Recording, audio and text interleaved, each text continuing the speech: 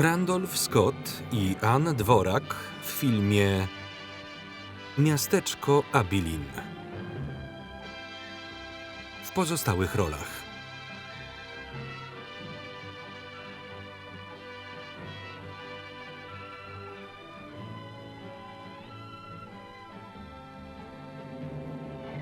scenariusz na podstawie powieści Ernesta Haycoxa. Muzyka.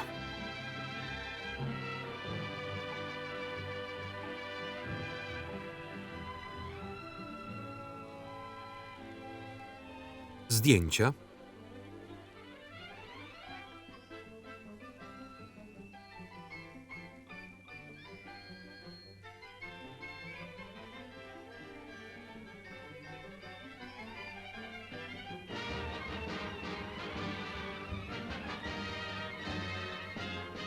Reżyseria.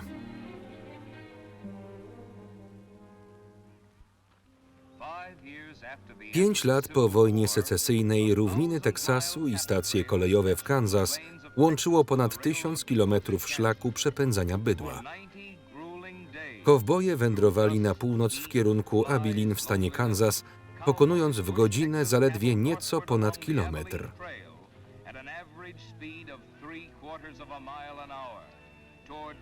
Po 90 wyczerpujących dniach w kurzu, upale, kłębach much i samotności mogli wymienić bydło na twardą gotówkę.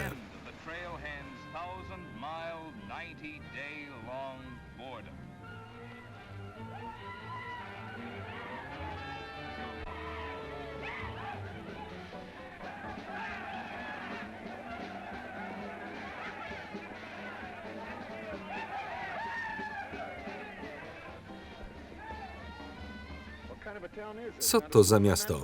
Nie ma salonu po tej stronie? Same sklepy. Jedziemy.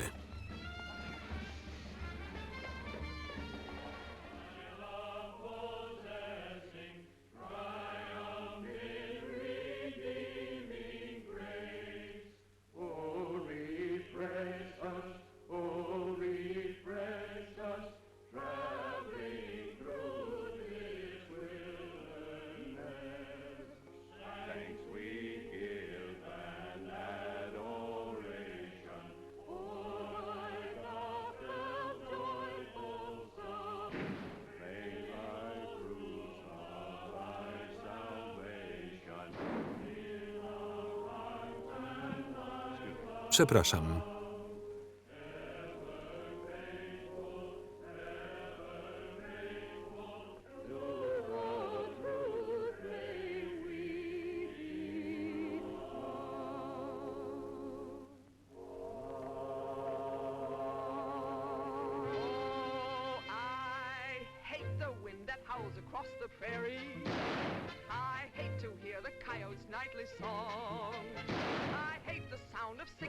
That they carry.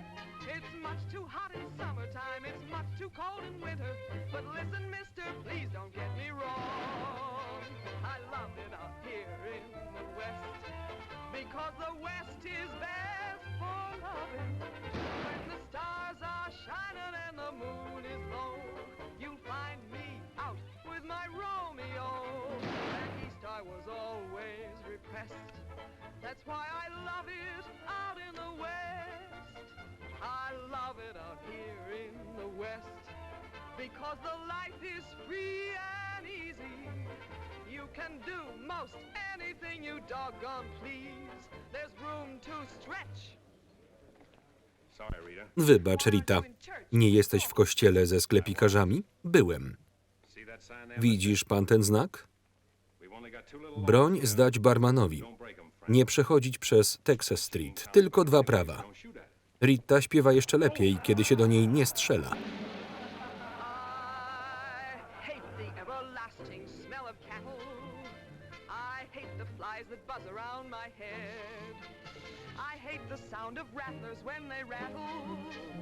It's much too far from home, sweet home. It's hard to be a lady. But listen, mister, please don't be misled. I love it out here in the West, because the life is free and easy. You can do most anything you doggone please. There's room to stretch and there's room to breathe. I'm just brimming over with zest because I love it out in the West.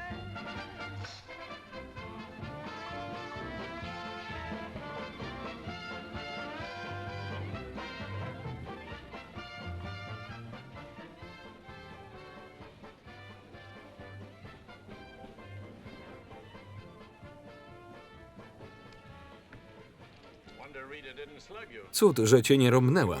Tylko udaje wredną. Podłym trzeba się urodzić, Charlie.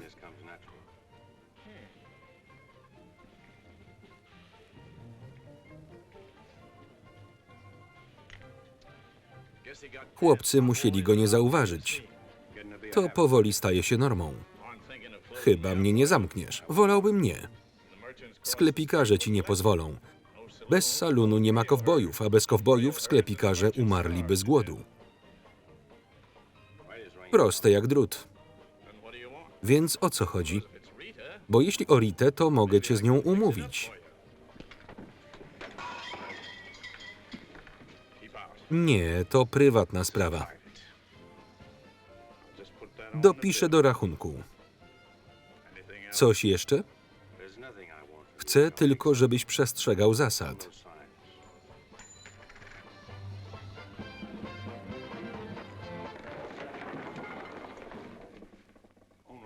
Tylko Ricie coś takiego wybaczam.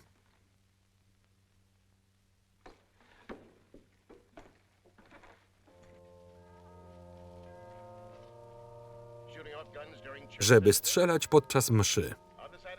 Druga strona ulicy znowu przesadza.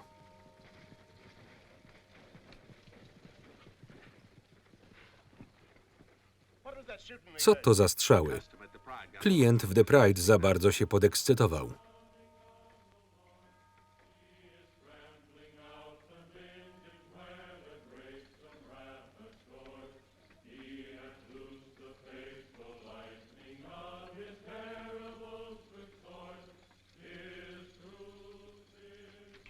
Wiozą ze sobą cały kościół. Szukałem cię, Boulder. Witamy z powrotem w Abilene, panie Riker. Jak podróż na północ? Dobrze. Potrzebujemy kilka rzeczy na rano. Przykro mi, że zmuszam do pracy w niedzielę, ale może Bóg panu wybaczy. Nasz pan jest bardzo wyrozumiały. Chłopcy potrzebują się rozerwać. Może być ostro, ale wszystko dla zabawy. Miasto otwarte, Kap. Skoro szeryf nie ma nic do roboty, może wam pomoże. Na razie.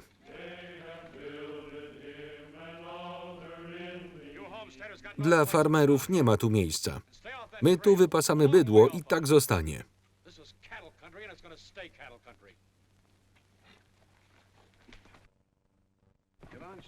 Chodź, Sherry, pomożesz mi. Dobrze, tato. Za nim jeep.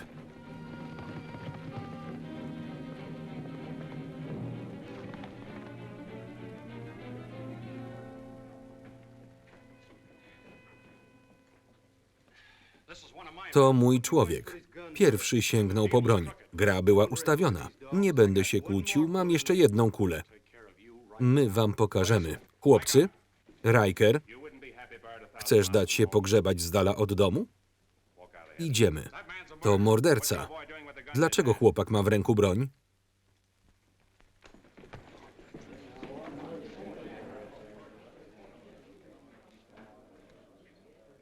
Idź już, George. Muzyka. Wszyscy piją na koszt firmy.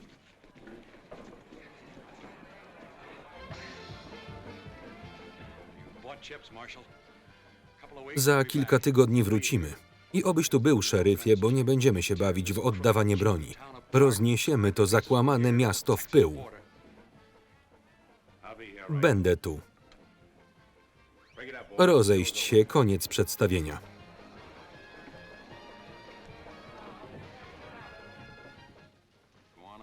Idź i zamknij się w celi. Wypuszczę cię, kiedy Riker wyjedzie. W co ty grasz, Dan? Dlaczego nie pozwolisz miastu się wystrzelać? Mieszkają w nim ludzie. Ale jacy? Żaden niczego nie rozwiąże. Może nie. Oto słabość uczciwego szeryfa. Za dużo w nim dumy. Może tak. Kiepsko to widzę. Chyba że masz całą talię w rękawie. Twoi jedyni przyjaciele mieszkają po złej stronie ulicy.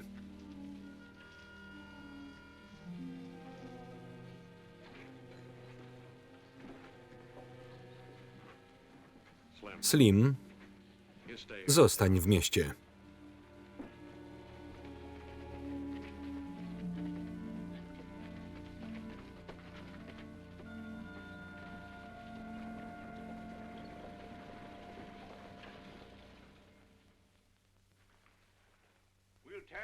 Riker rozniesie miasto w pył. Obyśmy go ugościli tak, jak tego chce. Riker łatwo nie odpuszcza. Mitchell powinien utrzymywać z nim dobre stosunki, a nie prowokować strzelaniny. Potrzebujesz pomocy, Ed? Będę się zbierał. Ja też. Musiałeś zdzielić po łbie akurat najbardziej wpływowego kowboja na szlaku. Wykłócał się. Miał pozwolić, żeby Riker zabił George'a? Riker tylko tak gadał. Nie zapomniałeś, że Dan nosi gwiazdę? A kto mu ją założył? Ty, żeby pilnował porządku i miał oko na kowbojów. On odstrasza klientów. Jeśli Fer i Riker przestaną u nas kupować, będzie po nas, a wszystko przez byle szulera. Więc Dan ma dbać o to, żeby zabijali się serdecznie? 4 miesiące temu nie miał ani centa. Susza wybiła ponad połowę jego stada. Potrzebował pracy, tak? Tak. Jako burmistrz mianowałem go na szeryfa, pamiętam, więc mogę mu zwrócić uwagę. Czego od niego chcesz? Niech przeprosi Rikera. Powie, że to wszystko to nieporozumienie. Przeprosić? Jutro jego kowboje będą strzelać wam do okien, żeby posłuchać, jak krzyczą kobiety. Chcesz mnie przestraszyć? Przypomnieć, po co wam szeryf. Jeśli polegacie tylko na kowbojach ze szlaku, to i tak już po was. Wolałbyś, żebym splajtował? Nie daj im poznać, że zależysz tylko od nich. Może wkrótce pojawią się nowi klienci. Osadnicy nie mają szans. Może i wolałbym robić interesy z nimi, ale nie pozwolę, żebym przez dumę poszedł z torbami. Muszę iść na kompromis. A skoro ja, to ty też. Więc szukaj nowego szeryfa. Nie będę nosił gwiazdy, która nic nie znaczy. Zaczekaj, nie denerwuj się. Dalej będziesz szeryfem? Tak.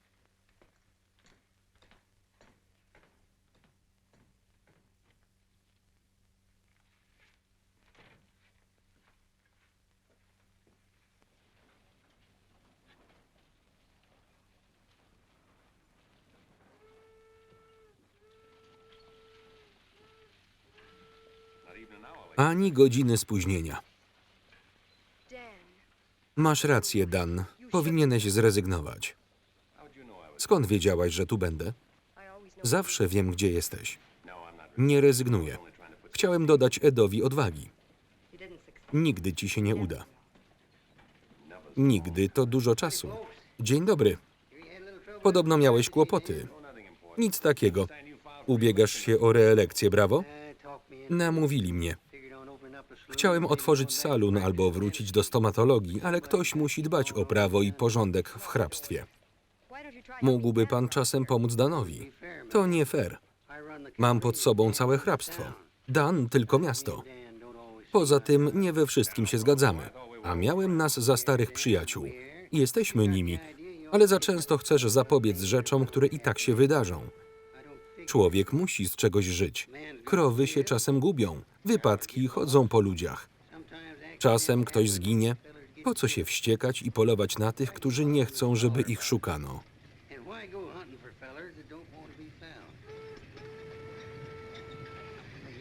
Przyjechał.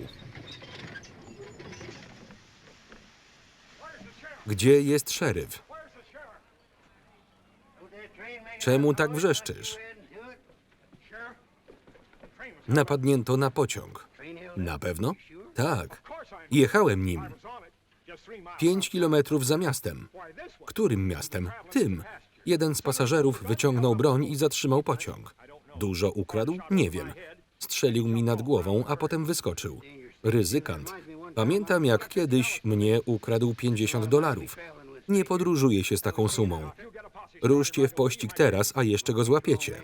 Albo kogo innego. Jak wyglądał? Wysoki, brązowe oczy i czarna broda. Brązowa broda. Cóż, identyfikacja niemożliwa. Ciekawe, jak Brawo się z tego wymiga. Nie pomożesz mu? To sprawa hrabstwa. Pewnie spóźni się na partię Fantana u Eni. Dlaczego tam chodzisz?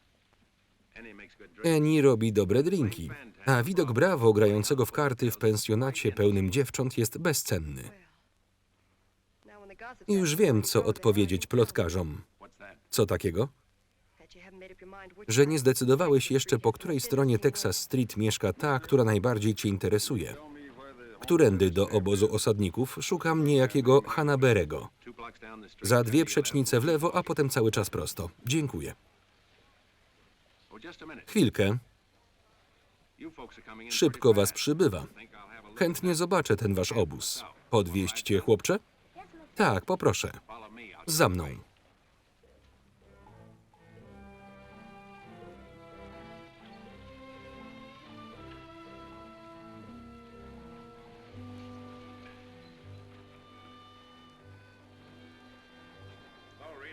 Dzień dobry, Rita. Powinieneś zapuścić brodę. Kiedy założysz czepek na głowę i fartuch, to zapuszczę. Kiedy założę czepek na głowę i fartuch, sama zapuszczę brodę. Lubi ją pan? Jak będę wiedział, dam ci znać. Nie jesteś zmęczony?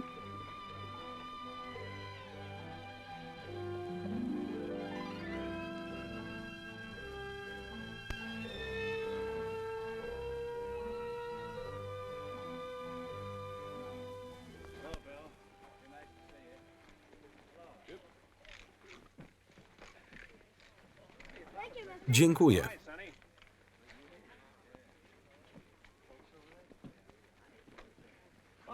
Może kawy?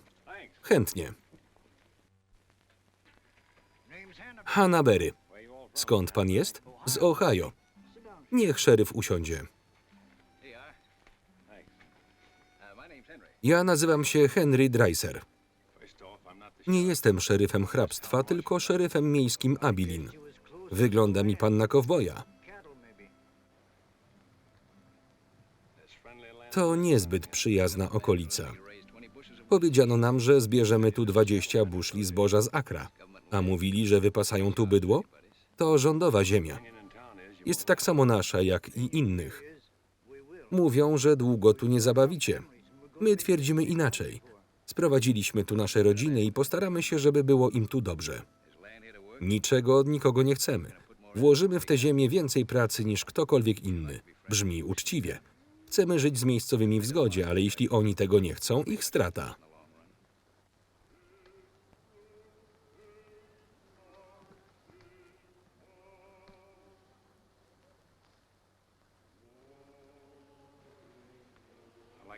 Lubię tę pieśń.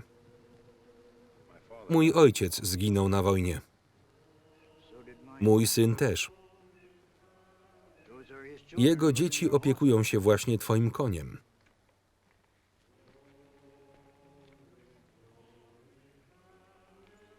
Dziękuję.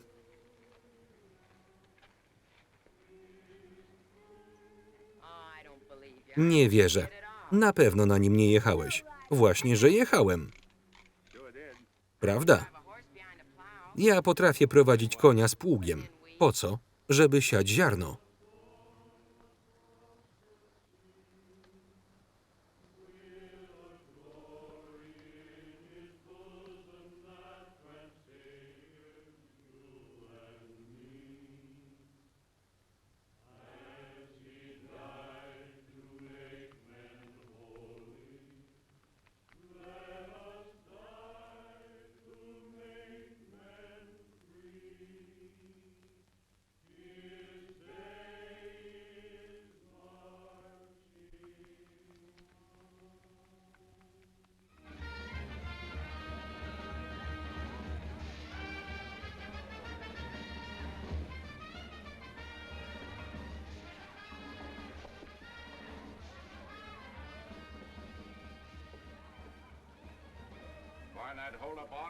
Złapał szeryf złodzieja?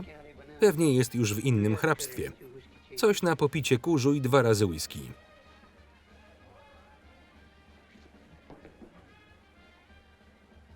Szuka szeryf bandyty? Nawdychałem się więcej kurzu niż on ukradł dolarów. Jak wyglądał? 1,90 m, brązowe oczy i broda. Nikt go nigdy nie widział. Jet Younger? To ja. Szef czeka w biurze.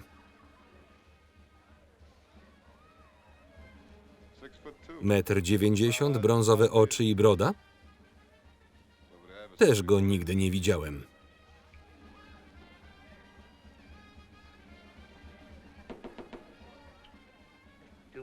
To samo.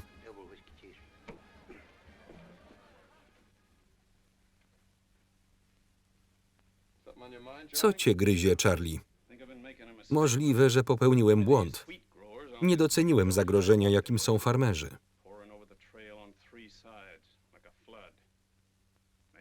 Miejscowi sklepikarze wiedzą, jak robić pieniądze.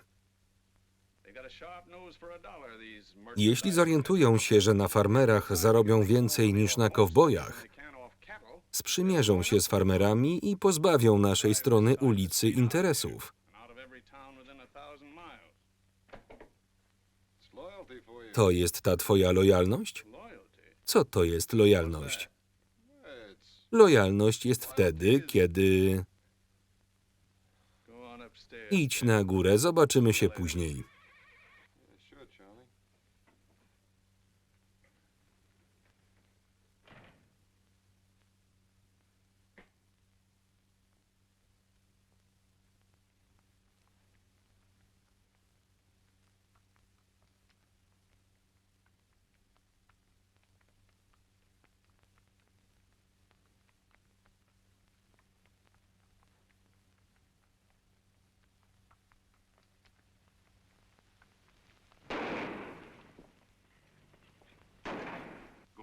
Za nim jeep.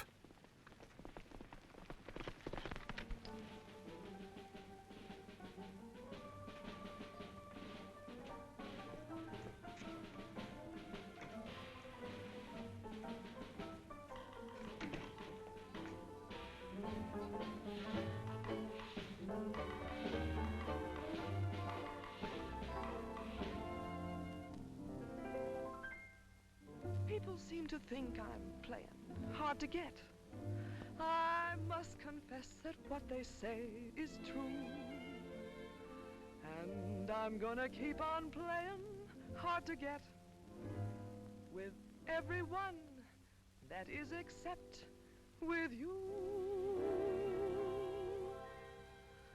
All you gotta do is snap your fingers and I'll be there. All you gotta do is clap your hands and I'll come running anywhere. All you gotta do is give a whistle. I'll be at your feet. And if you should wonder, do I love you? There's a very simple little test. All you gotta do is snap your fingers and I'll do the rest.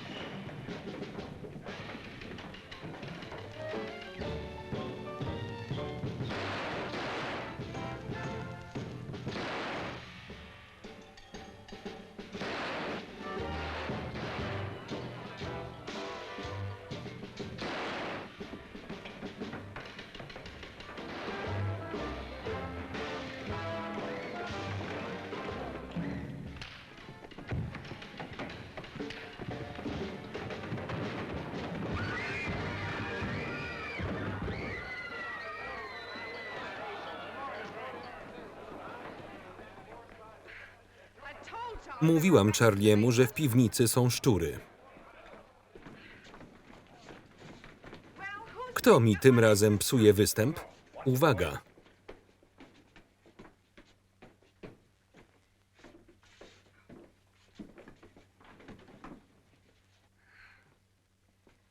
Znowu ty? Co się stało? Strzelał do mnie. Widziałeś go kiedyś? To człowiek Rikera. Pozwolisz mi kiedyś dokończyć piosenkę? Na dole brzmiała świetnie. Może dlatego, że nie słyszałem słów. A to za co? Za to, że jestem żywym celem za $4 za dzień.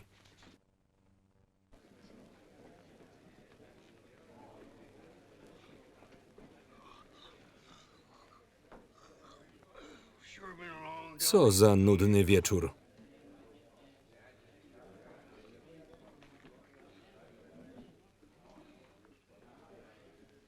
I love it out here in the West because the West is best for loving.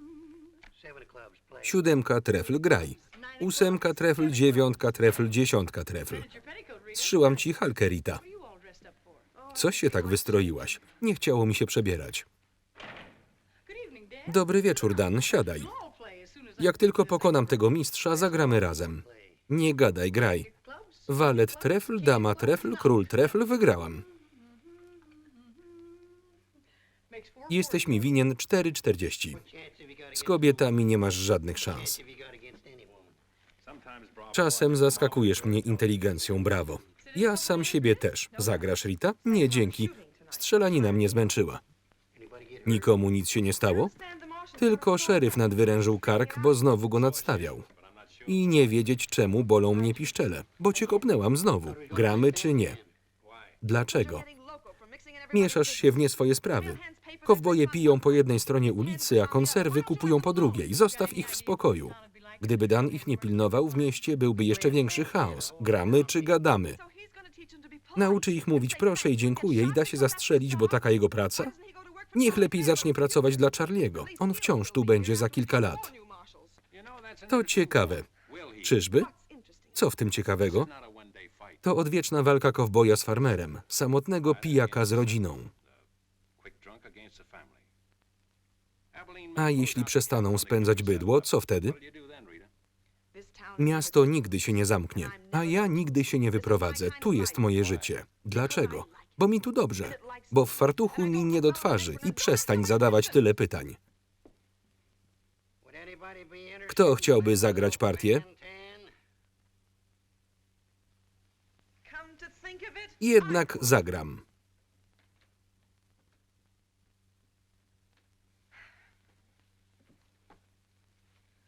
7 pik, 8 pik. Pas. 9 pik, 10 pik. Walet, dama, król. Graj.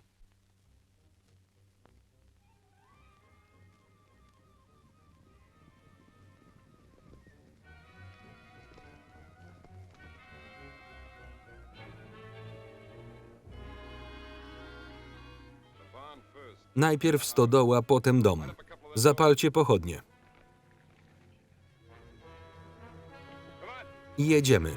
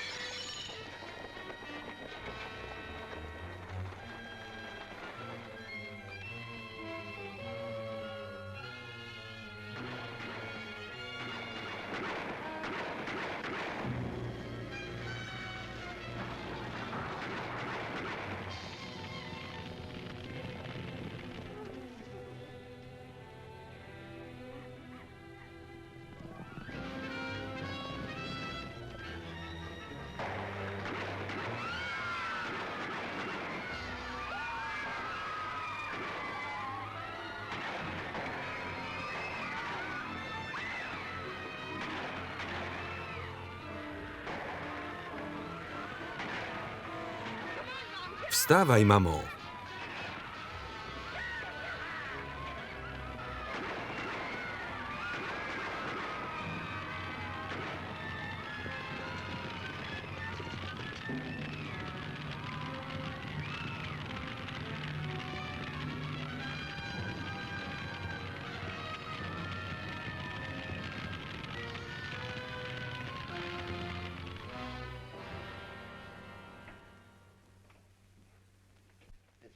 To straszne, pani Canby.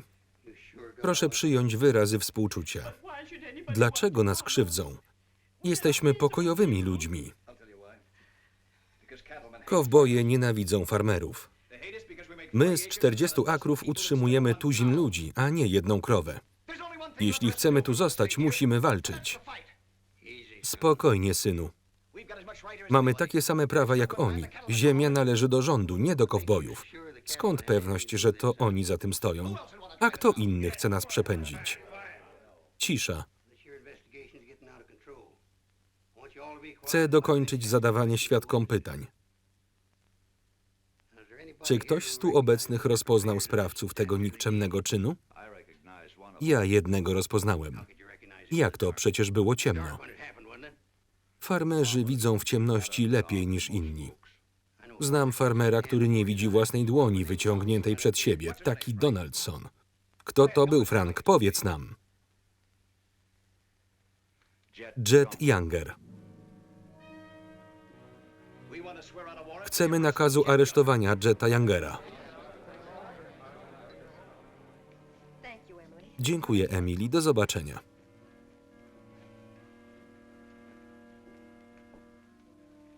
Dwa pudełka nabojów.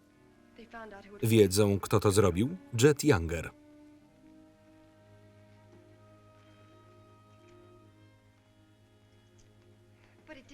To stało się poza miastem. To sprawa hrabstwa. Nie mieszaj się w to. Ktoś z miasta wysłał Youngera, żeby spalił ich obóz. Ktoś z miasta powinien coś z tym zrobić. Nic nie da, jeśli poproszę, żebyś nie jechał? Nie.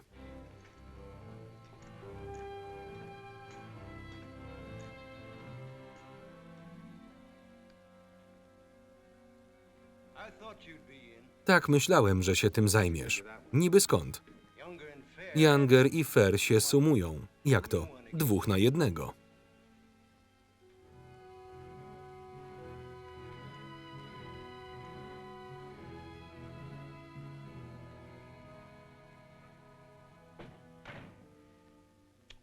No proszę, usiądź.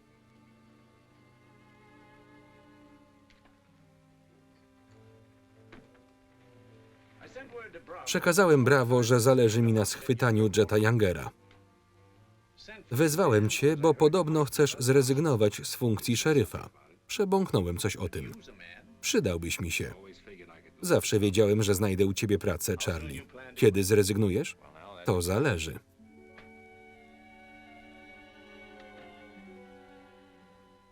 Masz już ostateczne szacunki, Charlie? Prawie.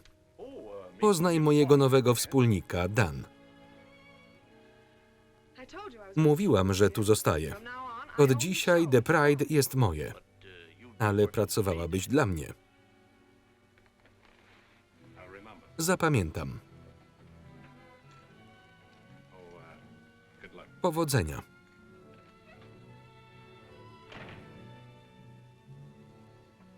Coś nie tak? Sam nie wiem.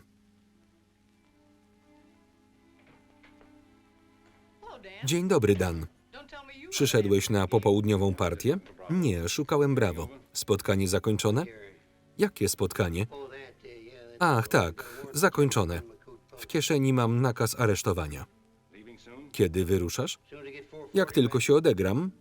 A co? Pomyślałem, że mogę się przydać. Nie. Zapuszkuję Jeta, nim ten się obejrzy. Graj, Annie. Sprawiedliwość czeka. Coś mi tu nie pasuje. A konkretnie? Skąd twoja pewność, że mordercą jest Jet? A wyglądam ci na bąka? Brakuje ci tylko żądła. Mogę ci potowarzyszyć? Wolałbym nie. Po co mieszasz się w nie swoje sprawy? Też chciałabym to wiedzieć. Charlie cię przysłał, czy naprawdę się o mnie troszczysz? Troszczę się o moje interesy. A ja chcę skończyć, żebym mógł zacząć. Graj, Annie. Dlaczego jedziesz z Bravo? Chcę tylko pomóc stróżowi prawa. Chodzi o coś innego. Może lubię jeździć po wzgórzach, z dala od ludzi. Czekam w biurze, Bravo. 8 pik, 9 pik, 10 pik. Walet pik, dama pik, król pik. Cholera. Dokąd idziesz? Nie uwierzyłabyś.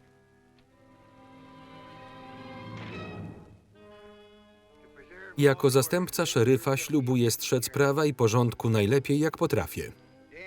Dan, czekają na ciebie w środku. Na mnie?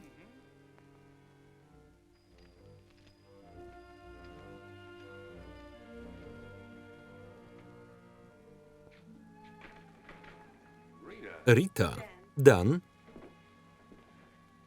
chciałam się pożegnać. Nic nie mów. Obejmij mnie. Ty głupku.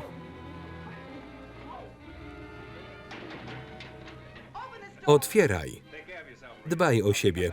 Jak wrócę, zajmę się twoimi interesami. Wypuść mnie.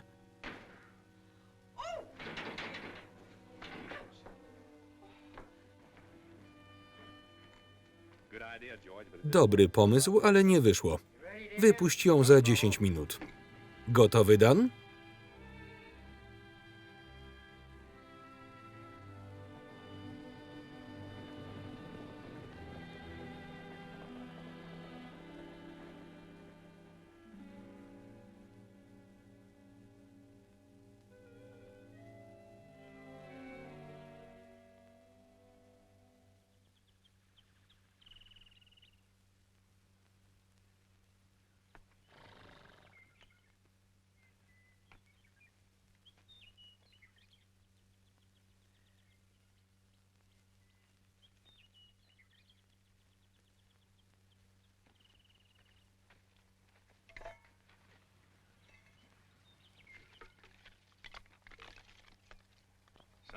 Już świt.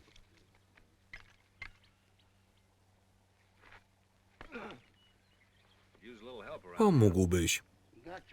Mam 3 zastępców. Miałeś. Zrezygnowali. Te skunksy zwiały? O 3:00 nad ranem. Nie hałasowali, więc wróciłem spać. Dlaczego ich nie zatrzymałeś? Na niewiele by nam się zdali. Nie mieli serca do pracy. Może i my powinniśmy się wycofać. We dwóch za wiele nie zdziałamy. Żeby złapać Jetta, wystarczy 1.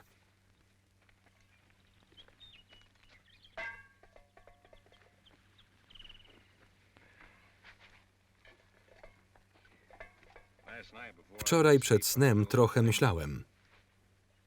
O czym? O Jetcie, o ognisku. Z jak daleka można je dostrzec? Co masz na myśli? Jeśli ogniskiem miałeś ostrzec Jetta, żeby trzymał się z daleka, to wzgórze jest na nie świetnym miejscem. Wyciągasz pochopne wnioski. Jet jest pewnie tam, skąd widziałby ogień. W okolicy jest taka jedna chałupka. Idealne miejsce na kryjówkę. Poszukam tutaj. Lepiej zrób coś pożytecznego.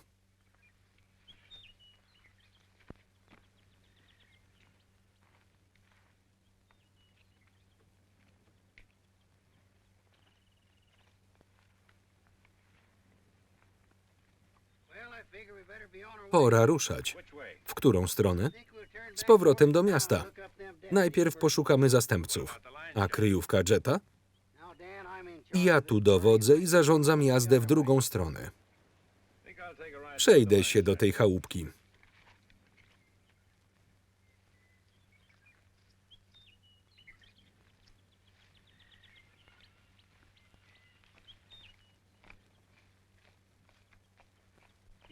Uparciuch jeden.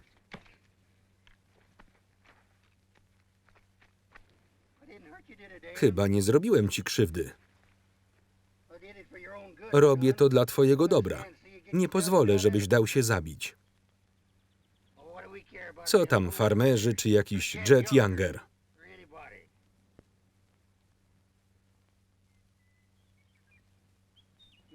W porządku, Dan?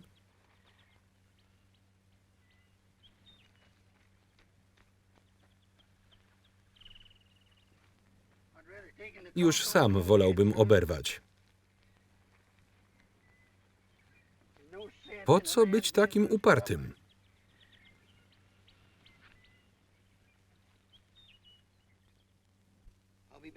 Wrócę wieczorem.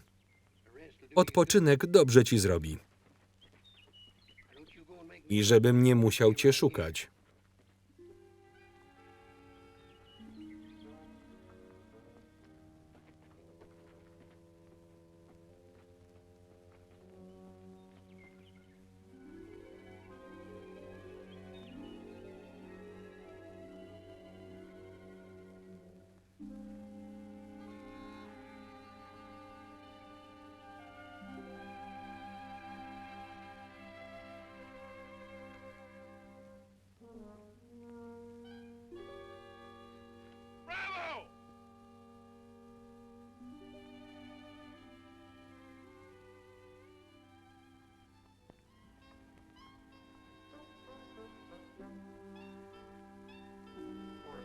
Biedaczek.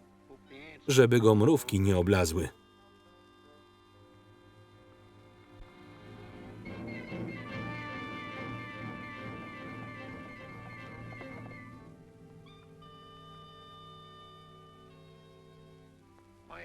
Cholera, pryskam stąd.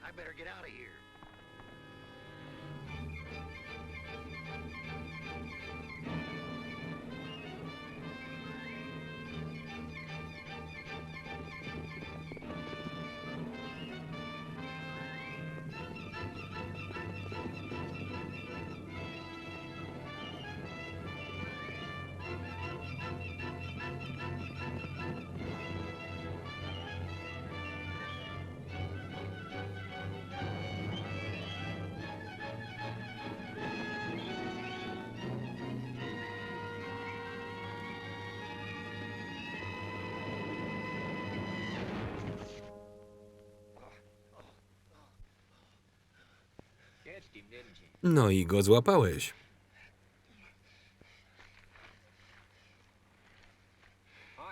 Gorąco dziś. Ale może do końca tygodnia coś pokropi. Idź sobie. Masz wodę? W studni jej pełno. Bierz przyjaciela i chodźcie. To nie mój przyjaciel. Jak to nie? Ćwiczymy tak codziennie.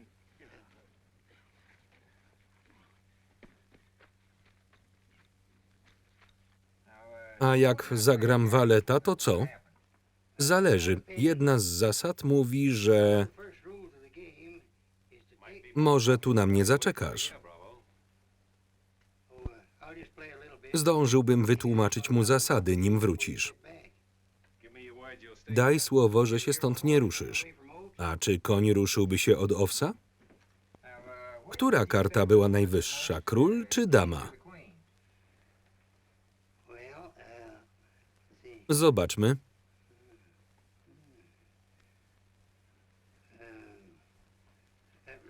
Rozdajmy jeszcze raz.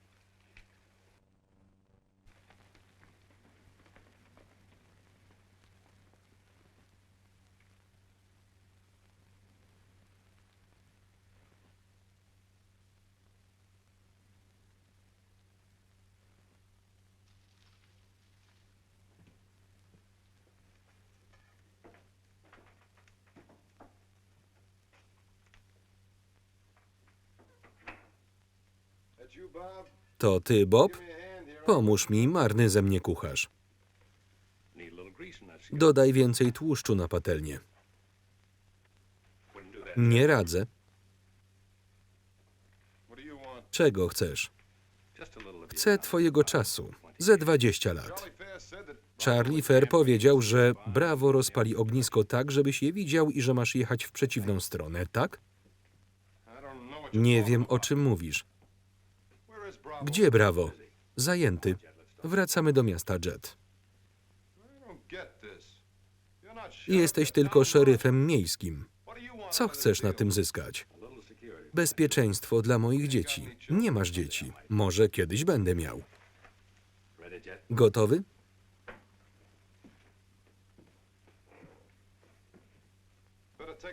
Założę płaszcz, bo na dworze zimno.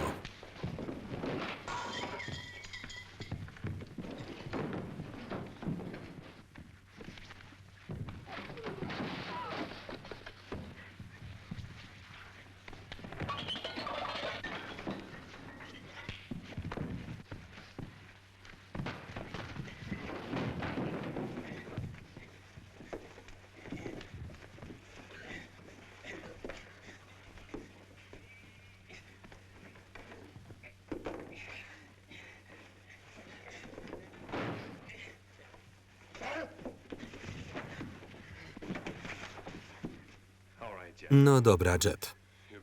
Strzelaj. Nigdzie nie jadę. Pojedziesz. Związany i przewieszony przez siodło. Muszę sprowadzić cię żywego i udowodnić, że nie trudno cię złapać.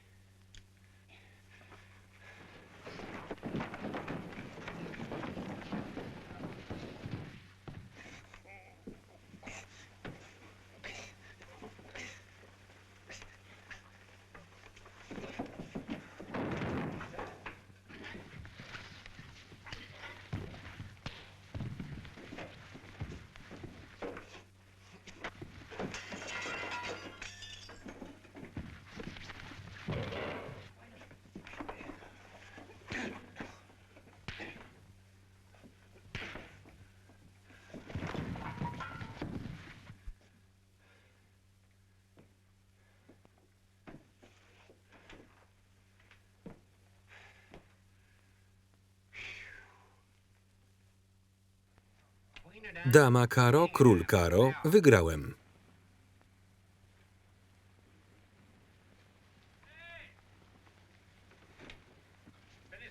Skończyliście już? Jesteś mi winien $14.70. Nie zawracaj mi głowy szczegółami.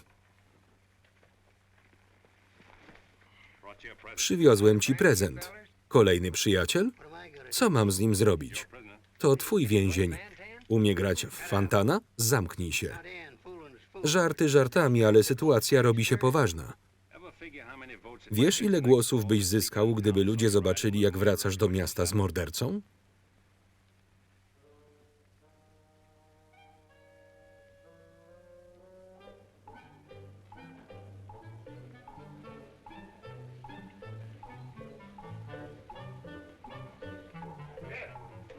Ed, chodź zobaczyć.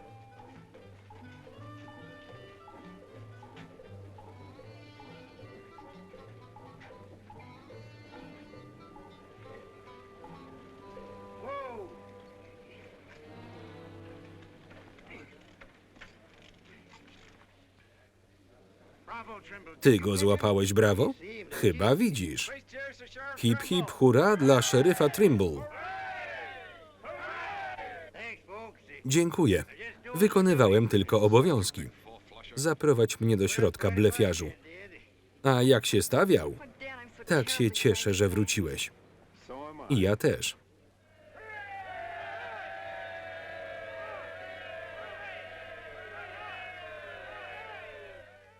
When I was a child, I burned my finger, and it taught me not to play with fire.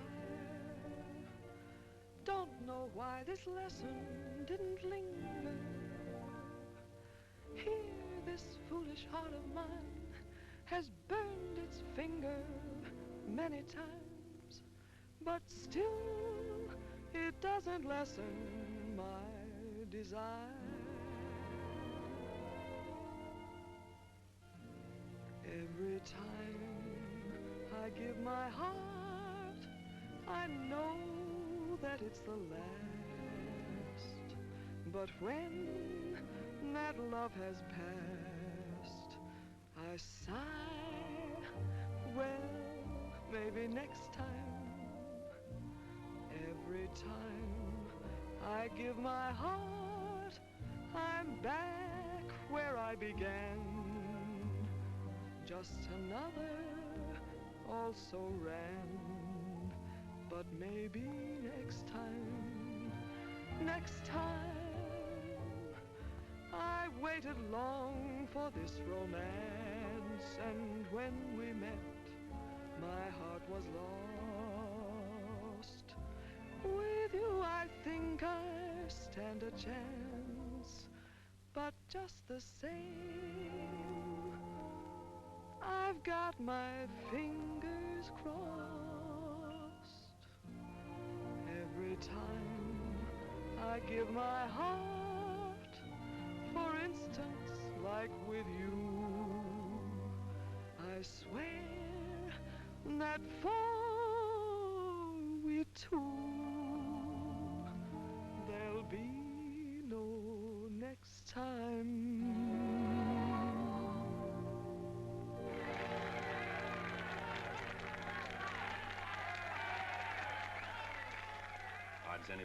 Jak sytuacja? Bez zmian.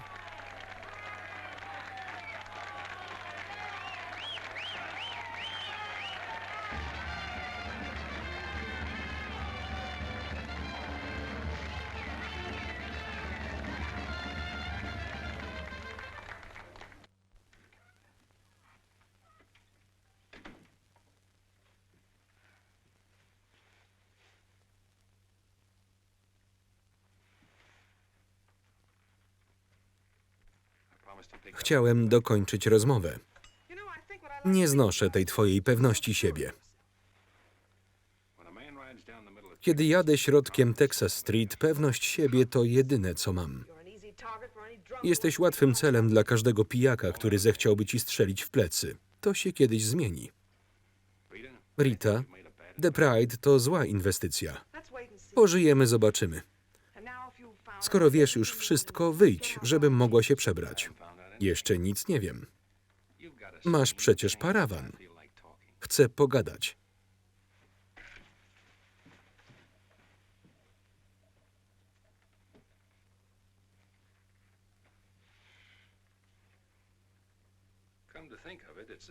Właśnie tego woalu wokół ciebie nie znoszę. Podaj sukienkę. I tego, że trzymasz ludzi na dystans. Nie pozwoliłaś żadnemu mężczyźnie zbliżyć się do siebie.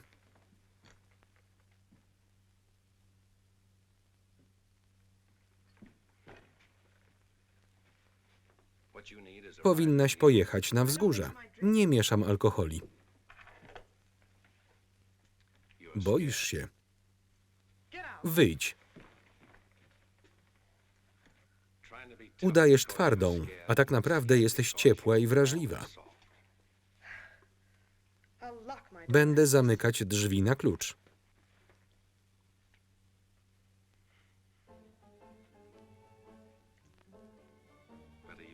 Nacieszmy się tą chwilą, nim minie. Wiedziałam. Pozwoliłam ci zostać, żeby przekonać się, czy jesteś taki sam jak inni. Dowiedziałaś się czegoś nowego?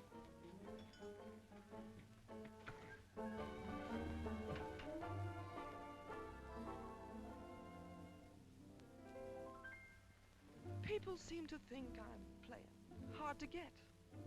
I must confess that what they say is true. And I'm gonna keep on playing hard to get with everyone that is except with you. All you gotta do is snap your fingers and I'll be there. All you gotta do is clap your hands and I'll come running anywhere. All you gotta do is give a whistle.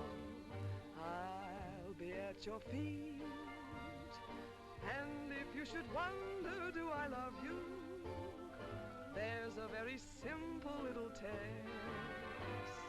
All you gotta do is snap your fingers and I'll do the rest.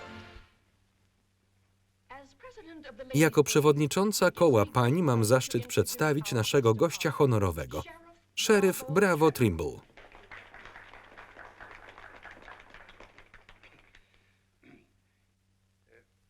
Przyjmując zaproszenie do przemówienia, nie miałem zamiaru mówić o polityce. Chciałem szczerze i od serca porozmawiać o konsekwencjach braku prawa i porządku w naszym mieście. Proszę powiedzieć, jak pan złapał Youngera. Po prostu przyłożyłem mu rewolwer do żeber, żeby wiedział, że nie żartuję.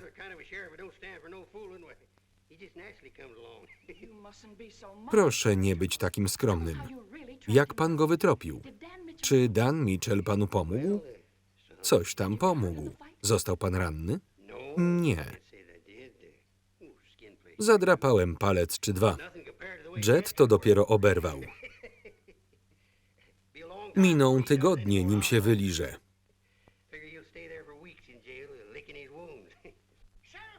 Szeryfie, Jet Younger uciekł z więzienia. Younger uciekł? Przemycili mu broń. Po drodze zabił 2 facetów. Uciekł na wzgórza. Nie, jest w mieście. Dan Mitchell wie? Co? To pan jest szeryfem hrabstwa. To sprawa typowo miejska. Biegł do stajni, ale Dan odciął mu drogę. Lepiej zejdźmy z ulicy.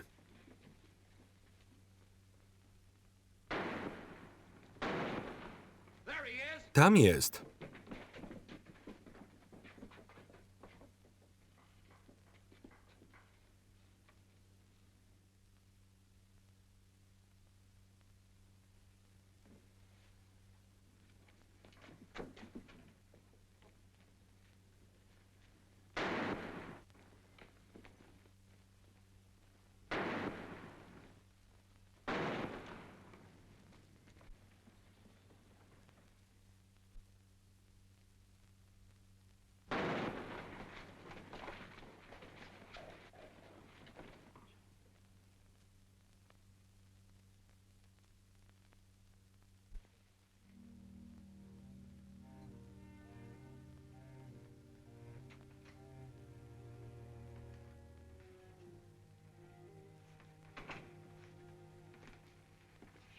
Z początku mówiła tylko o tobie. O mnie?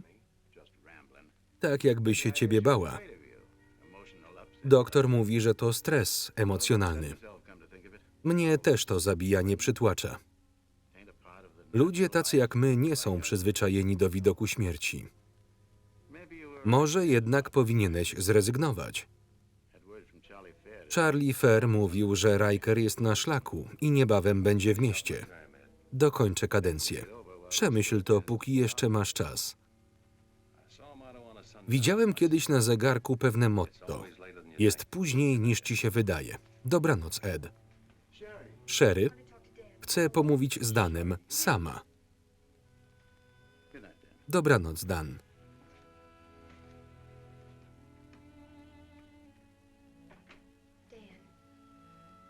Chcę, żebyś o czymś wiedział. 10 lat temu mój ojciec przywiózł mnie do Abilene. Już pierwszego dnia widziałam na Texas Street pojedynek 2 pijanych kowbojów. Miałam dopiero 10 lat, jak krew jednego z nich spływała stróżką pod moje stopy. Właśnie tym jest dla mnie Abilene. To się zmieni. Zawsze tak będzie i nikt tego nie zmieni. Ty też nie próbuj. Wiesz, o czym mówisz? Tak, wiem. Mówię, że boję się o siebie i o ciebie. Przerażasz mnie. Każdego dnia boję się, że zobaczę cię martwego na ulicy.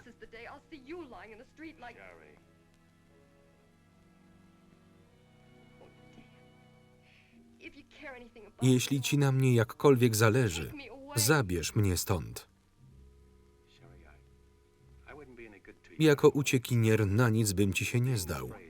Strach odebrałby mi połowę radości z życia. Już wiem, co widziałam w twoich oczach, gdy zabiłeś Jeta. Nie zrobiłeś tego z poczucia obowiązku. Chciałeś, żeby zginął. Chcesz być szeryfem, bo sprawia ci to radość, bo jesteś mordercą. Przestań. Jet nie był pierwszą ofiarą i nie będzie ostatnią. Rządzisz miastem z bronią w ręku, bo sprawia ci to radość. Ustąpię, gdy będę mógł przekazać miasto lepszym ludziom. Nie wierzę ci. Nie ma w tobie ani cienia łagodności. Zrób coś dla nas i dla siebie i zrezygnuj. Zrezygnuj, a potem wyjedź.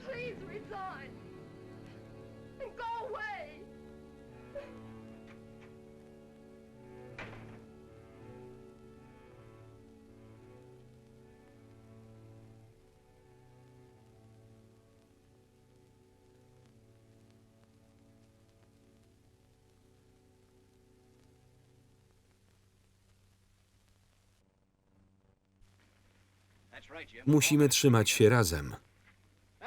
I temu ma służyć to stowarzyszenie. Bądźmy razem i walczmy. Chcemy pokoju, Henry. Ci, których zabił Younger, też go pragnęli. W hrabstwie jest nas ponad 400 rodzin i ciągle przybywa nowych. Staniemy się dla kowboi niebezpieczni. Miejscowi myślą, że jeśli będą nam przychylni, kowboje wezmą na nich odwet. To będzie bogaty kraj, ale musimy być silni. Dość już gadania.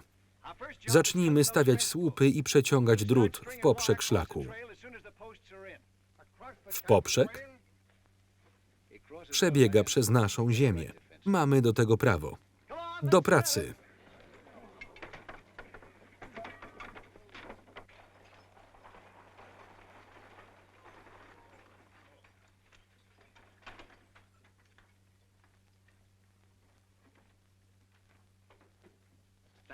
Dziękuję, pani Lind.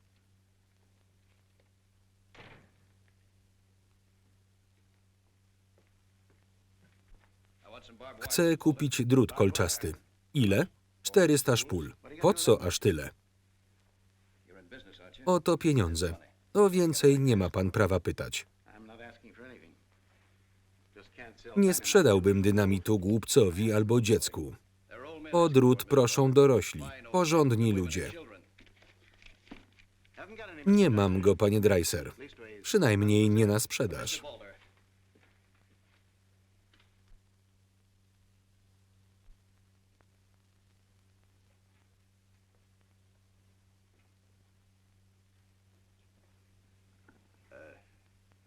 Ma pani chwilę? Czego pan chce? Pani ojciec nie chce sprzedać mi drutu. Potrzebuję go, żeby bronić mojej ziemi. Jeszcze więcej zabijania? Wyglądam na kogoś, kto lubi zabijać? Czy przychodzę tu z bronią? Chcę tylko oznaczyć miejsce, gdzie przez resztę życia mam zamiar ciężko pracować. Czy to zbrodnia? Nie. Ale dlaczego tak panu zależy? Chcę mieć coś, czego nie miał mój ojciec. Ziemię, na której będę uprawiał zboże. Ziemię, na której założę rodzinę. Czy to coś złego? Nie. Nic złego. Co panią tu trzyma? Co w tym mieście napawa panią dumą? Możemy zapewnić wam godne życie. Nie pozwolą wam. Pozwolą. Jesteśmy silni i gotowi. Na rozlew krwi? Nie będziemy biernie stać i patrzeć, jak nas zabijają. Przyglądałem się pani. Mnie? Tak. Trochę.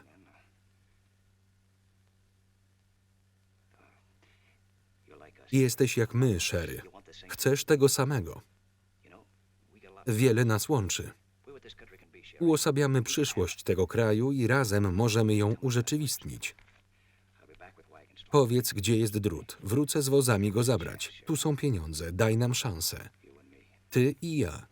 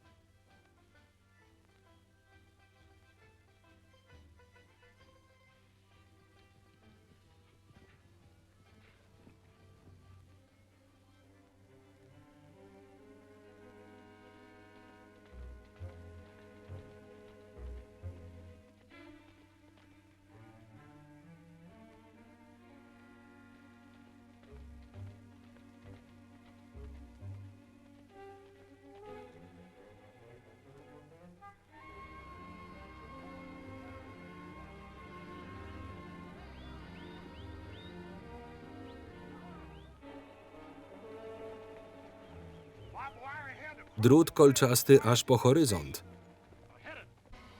Żaden farmer nie będzie blokował mi drogi. Naprzód!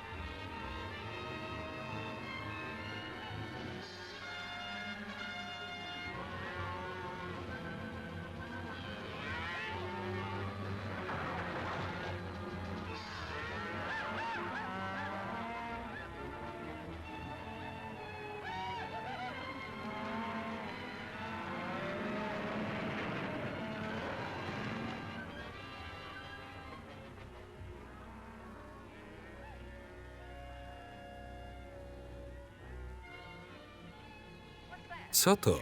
Stado bydła.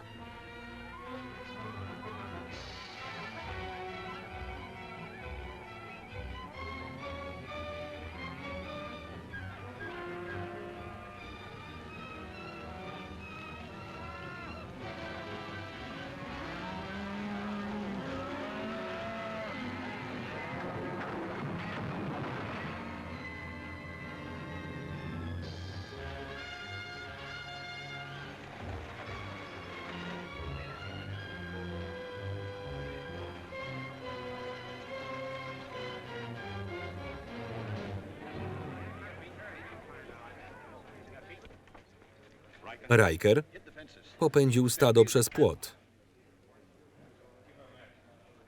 Wejdźcie do środka, poślijcie po doktora Sandersa.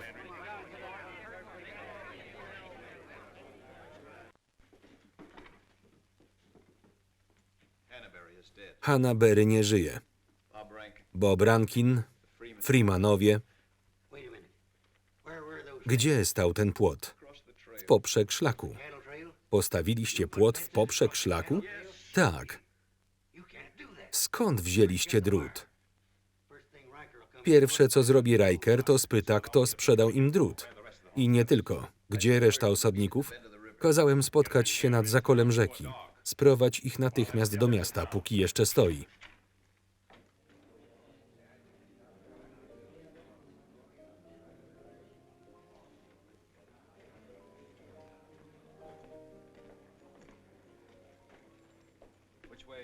W którą stronę strzelasz, Charlie?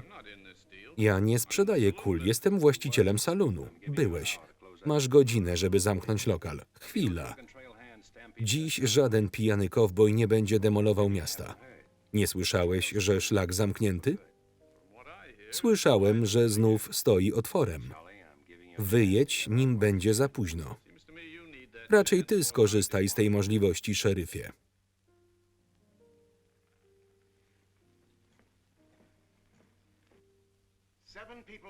$7 zabitych i $6,000 strat w mieniu. To kolejny Gettysburg. Kto sprzedał im drut? Nie ja. W takim razie kto? Ja go sprzedałam. Dreiser mówił, że płot zapobiegnie kłopotom. Zaufałaś osadnikom? To też są ludzie. Nawet lepsi od nas. Nie przychodzą tu obwieszeni bronią. Mogą zapewnić nam godne życie. Nie wiedzieli, że kowboje popędzą bydło przez płot. Dostali nauczkę, ale co z nami? Jak Riker tu wpadnie, spali miasto, a nas wypędzi. Dlaczego osadnicy musieli się tu sprowadzać?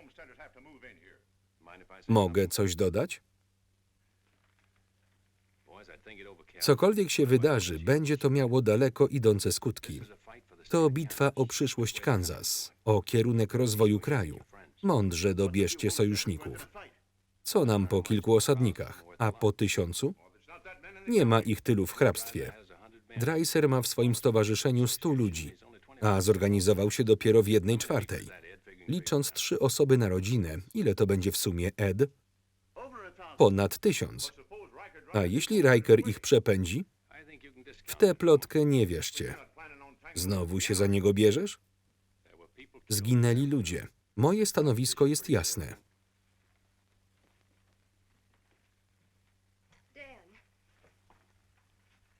Nie sądziłam, że to, co robię, uderzy też w ciebie. Zabawne. Nigdy nie wiesz, skąd padnie pierwszy strzał. 400 rodzin. Gdyby każda wydawała w mieście $500 rocznie, ile by to było w sumie? 250 000. A ile wydają kowboje? A gdyby farmerzy wydawali $300 rocznie, to tylko gdybanie. Idę do Rikera powiedzieć mu, że Dan mnie nie reprezentuje. Jestem neutralny. Nie chcę mieć z tym nic wspólnego. Cicho, powiedzmy, że za rok będzie tu 800 rodzin. $500 000. I to bez żadnego strzelania. A jeśli Riker zmiecie osadników?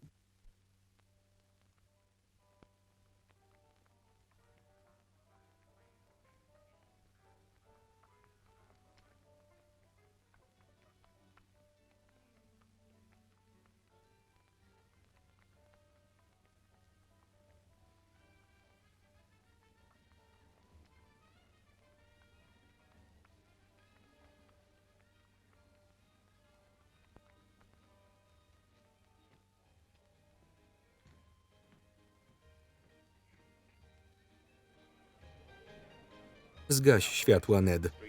Ulica zamknięta.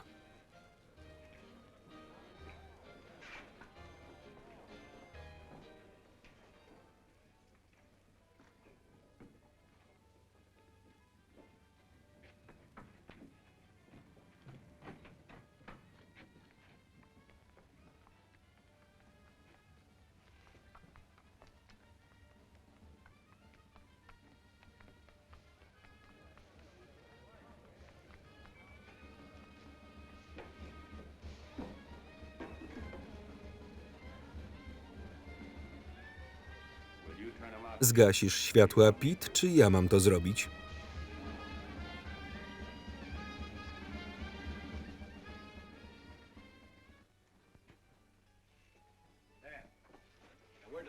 Posłałem po resztę farmerów. Kiedy tu będą? Tak szybko, jak się da. Zaczekaj.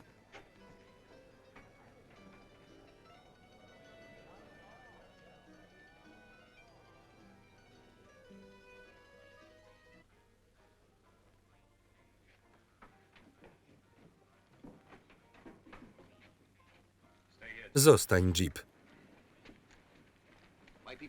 Moi ludzie są wściekli. Wszyscy kochali Hannaberego. Dobry wieczór, szeryfie. Jake?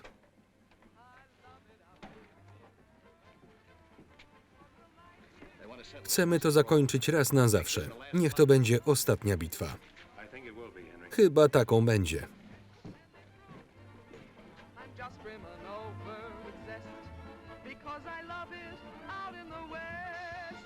I love it out here in the west because the west is meant for loving. When the stars are shining and the moon is low, you find me out with my Romeo. That sparrow's always repressed. That's why I love it out in. W fartuchu kuchennym wyglądałabyś pięknie. Co to ma znaczyć? To wciąż mój lokal i ja tu rządzę. To każ zgasić światła. Brać go. Uważaj. Zgaś światła. Mam to zrobić za ciebie?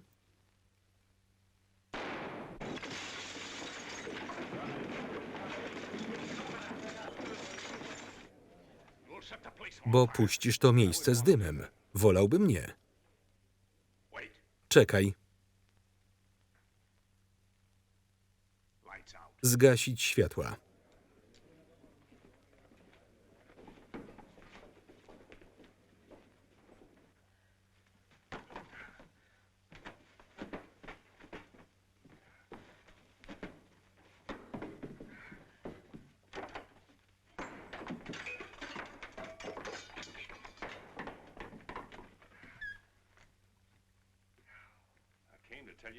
Miałem prosić, żebyś się pakowała, ale może faktycznie łatwiej wszystko zniszczyć.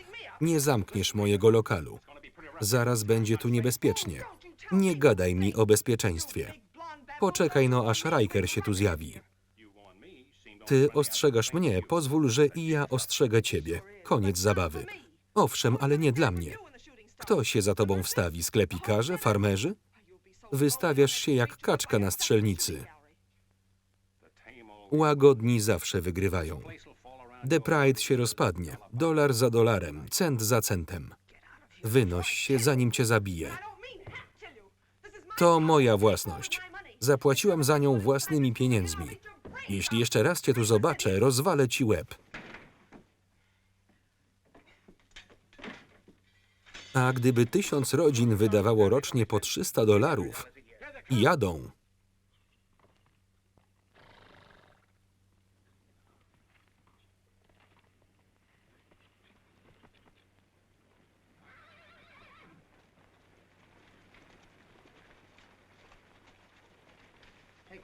Cap, spójrz.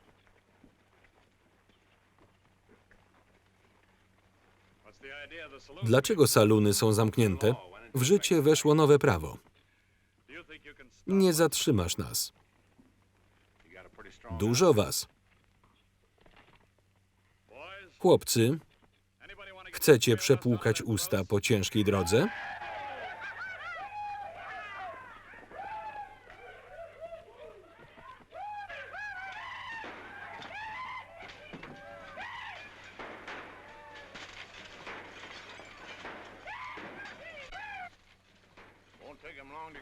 Zaraz się upiją i przejdą na naszą stronę. Cap, dobrze, że jesteś. Dałeś im się zamknąć? Ale Cap. Do środka, chłopcy.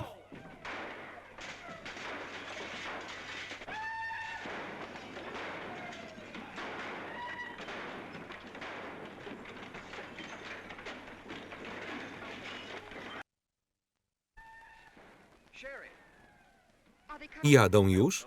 Tak. I oby byli na czas. Podobno powiedziałaś wszystkim, że w nas wierzysz.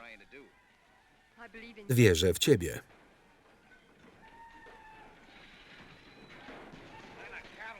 Pokażę ci, jak to się robi.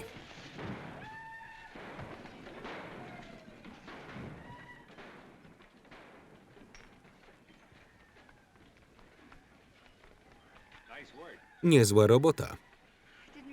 Nie chciałam tak mocno. Jak się czujesz? Dobrze.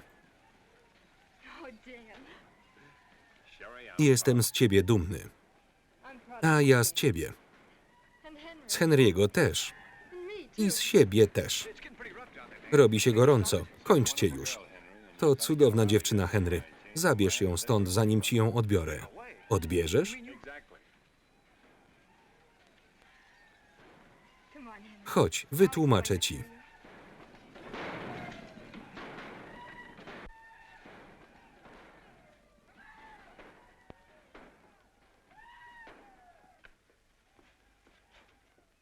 Co tu robisz? Ktoś musi bronić biura szeryfa. A ty dokąd? Koledze skradziono stado owiec. Prosił o pomoc. Baran.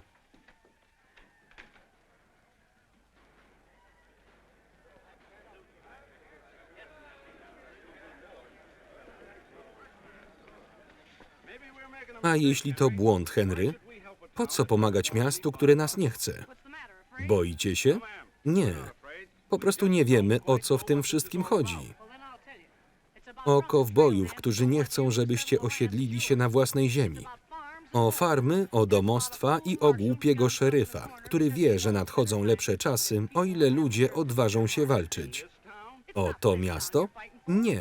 Walczycie o prawo do życia. Co się dzieje? Mówicie, że miejscowi was nie chcą, a oto szeryf Trimble poprowadzi was do zwycięstwa. Tu stoi przynajmniej 300 głosów. Muszę zająć się owcami.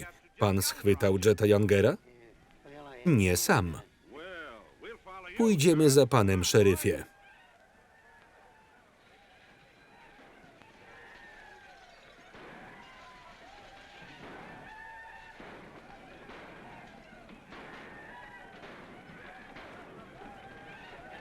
Oh, mine eyes have seen the glory of the coming of the Lord. He is sampling out the vintage where the grapes of wrath are stored. Wiesz co, Doug? Świat się zmienia. Tak, wiem. Glory, glory, hallelujah.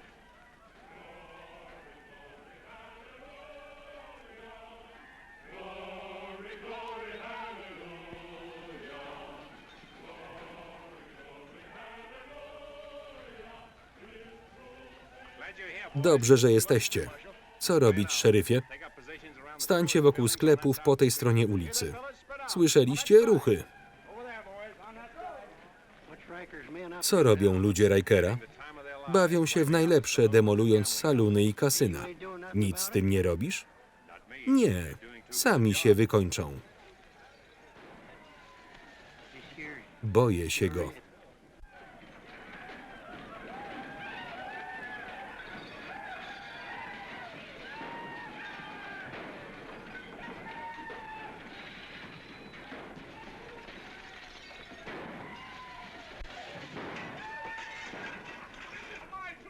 To mój lokal, nie rozwalajcie go. Spadaj stąd.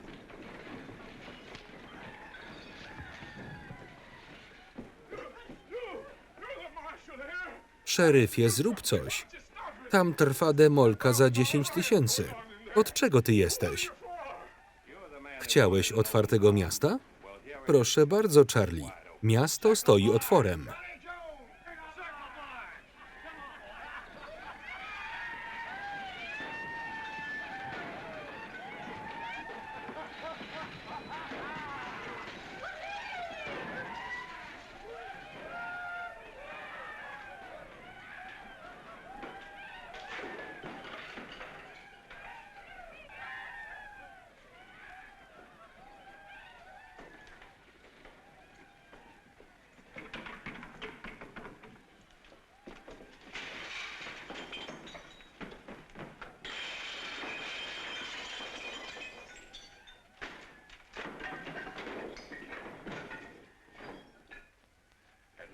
Wybawiłeś się, Riker? Jak skończę, przeniosę się gdzie indziej. Powiedz chłopakom, że po drugiej stronie ulicy nasi na nich czekają. Zabiorę chłopaków dokądkolwiek zechcę. Nigdzie ich nie zabierzesz, pójdziesz ze mną. Ach, tak. Aresztuję cię pod zarzutem morderstwa.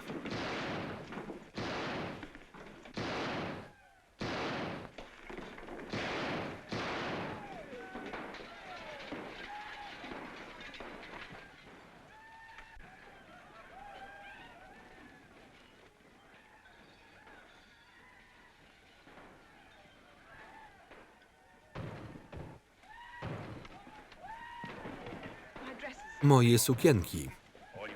Zostaw je. Od dziś będziesz nosić fartuchy.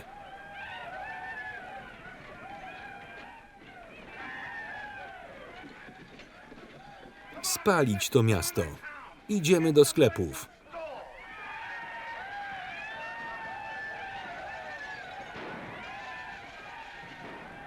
Co ja tu robię?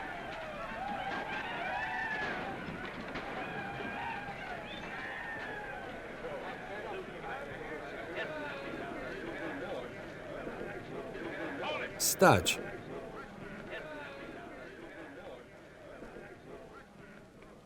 Mieliśmy już dość kłopotów. To koniec. Gdzie Cap? Nie żyje. I waszego Abilin też już nie ma. Została wam tylko droga do domu. Tak kończy zatwardziała część ulicy. Nie rykiem, a skomleniem. Nie umierajcie razem z nią. Łagodni przejmują Abilene, a są twardsi niż wam się wydaje. Jedźcie już. Wypędzić ich. Nie. Sami wyjadą.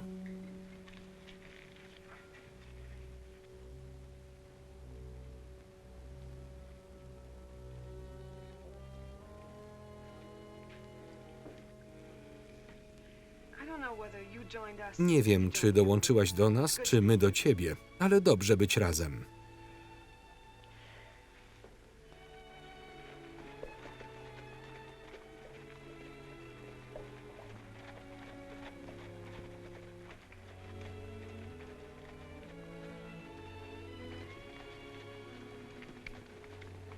Well, we sure done it. Pokazaliśmy im.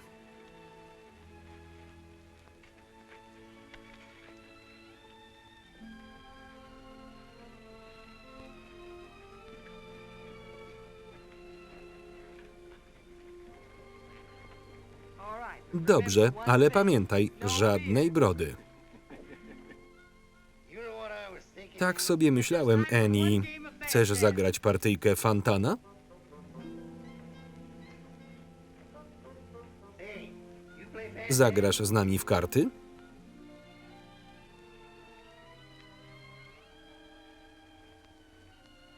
Dave, how about Dan, szybka partyjka? just one little Tylko jedna, Annie.